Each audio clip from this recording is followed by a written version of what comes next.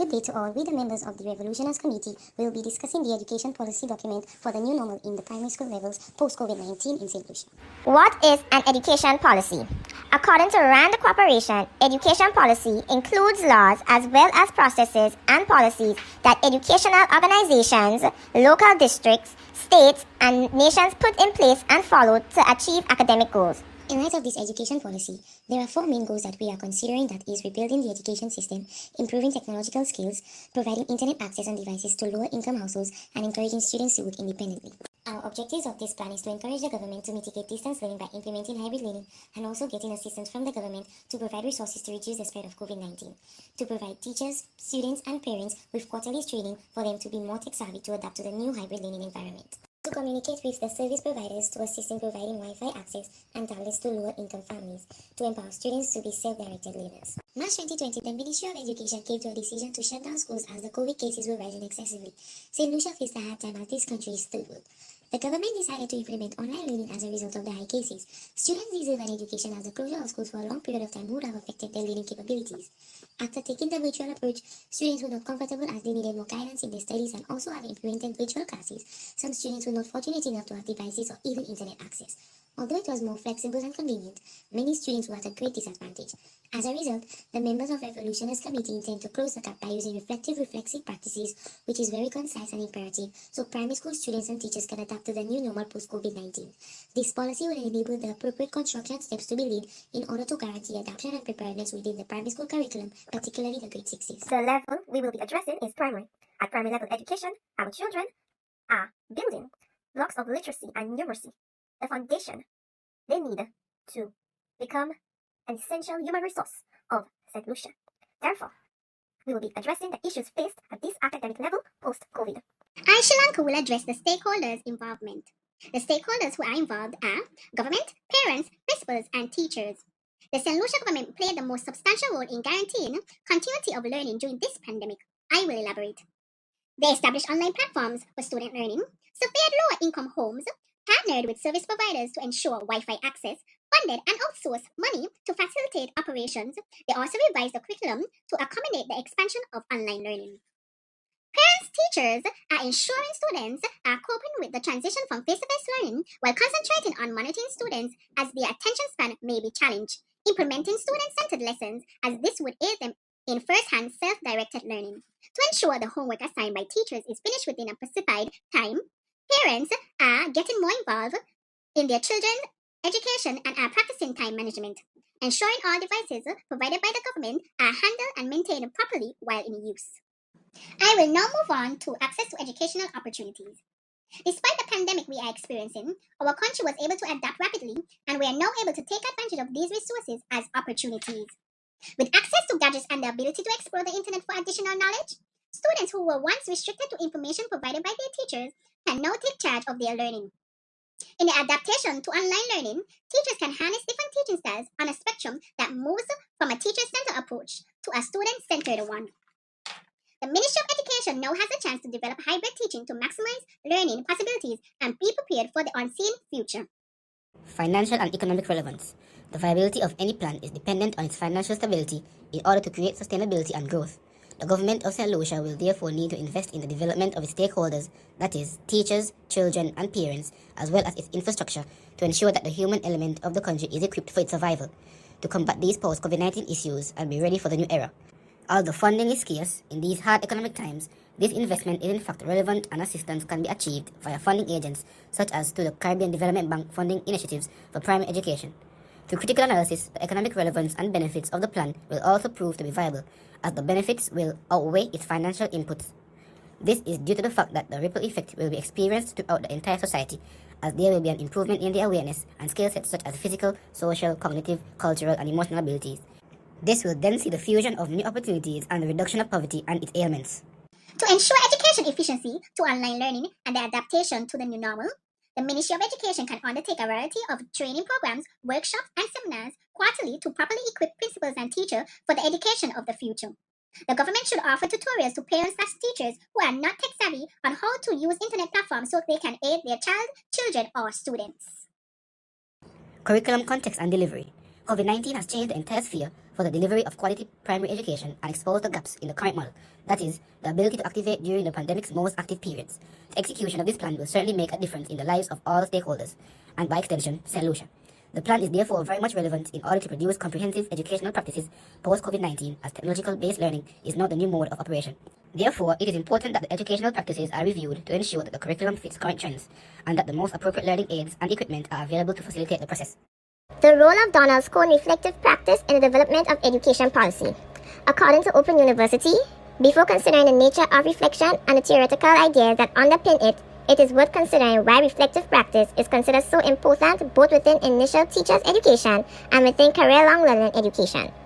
The whole idea of reflective practice is to understand one's thinking and learning strategies. Scone defined reflective practice as a practice by which professionals become aware of the implicit knowledge based and learn from their experience. He talks about reflection in action and reflection on action. Scone's model of reflective practice was critical in the development of the Revolutionaries' Plan, in that it provides two tenets that trigger the reflection as something happens and after something happens. In accordance with Scone's model of reflection, the points that are connected to reflection in action and reflection on action are as follows. Reflection in action, which is reflecting as something happens. In this case, you can consider the situation, decide how to act, and act immediately. On the other hand, reflection on action, which is reflecting after something happened, allow one to reconsider the situation and think about what needs changing in the future. Scone plan, which is an upgrade of John Dewey model, is relevant in this plan as it allows for the what needs changing for the future.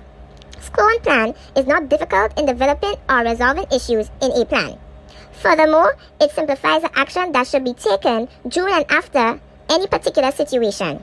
As such, this use of Scone model in this plan adds to the successful execution of the policy.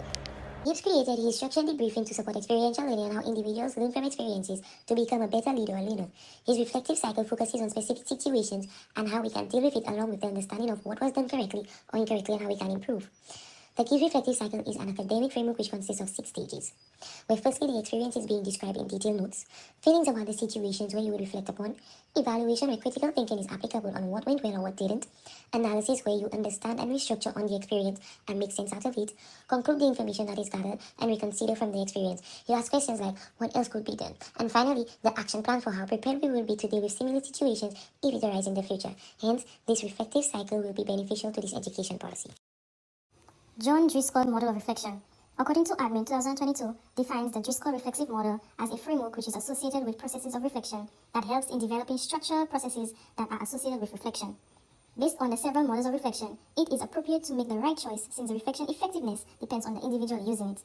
Driscoll reflexive model is conducted on the basis of 3 STEM questions. What, so what, now what? Driscoll connected these 3 STEM questions to the stages of an experienced learning cycle, and then added 3 questions that must be answered to complete the reflection cycle. The 3 questions were developed in 1994, 2000, and 2007. The John Driscoll model of reflection is one of the simplest models of reflection. According to Support 2022, we can determine the first step is what, that discusses describing the experiences that will be reflecting on, exact happening, exact doing, involvement of individuals, and it is the good/bad or combination of both the experiences. So the first step is about describing circumstances of access, experiences, and activities. The second step is about so what. It involves developing a structured reflection that follows a certain moment and a way of reacting. It also involves experiencing conflicts with one's own values and the influence of past situations.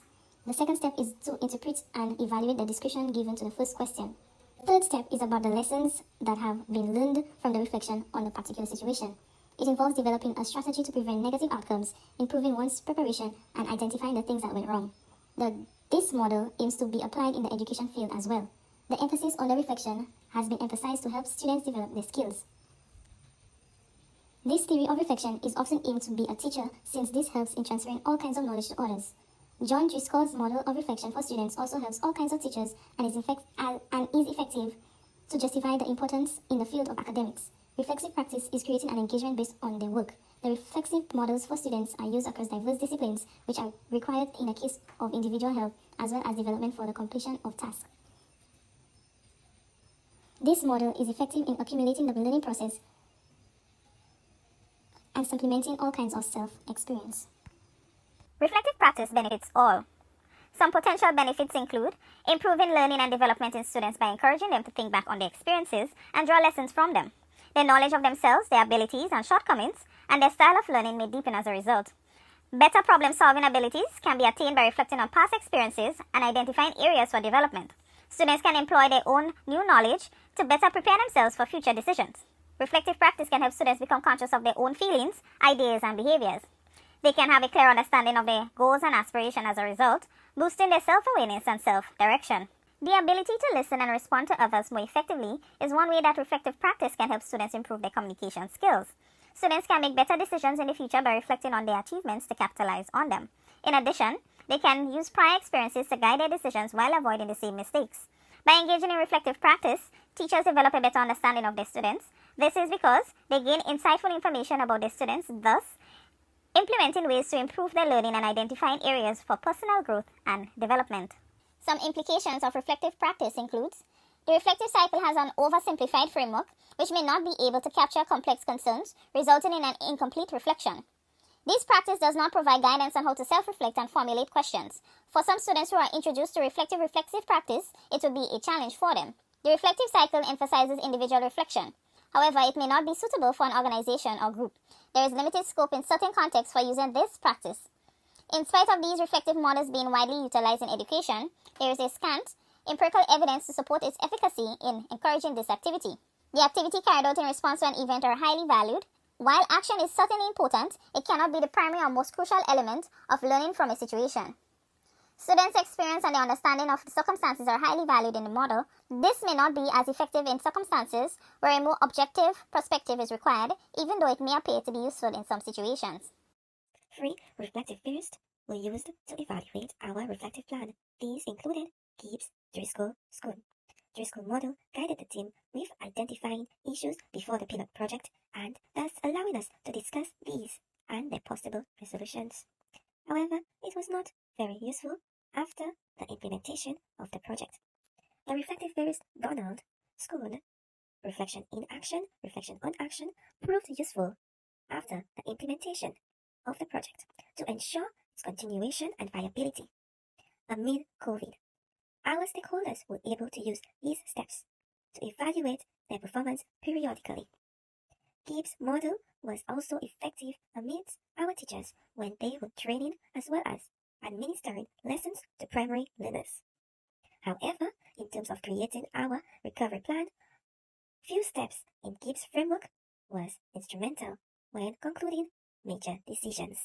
In conclusion, the reflective techniques that have been discussed with you today in this presentation have been demonstrated to be crucial to the primary school level's adaptability to future learning styles as well as the process of continuous learning. Without the data analysis gathered from teachers, students, and parents' deliberate efforts to practice these techniques from experience and gain new understanding from them, improving the educational system during COVID-19 would not be effective.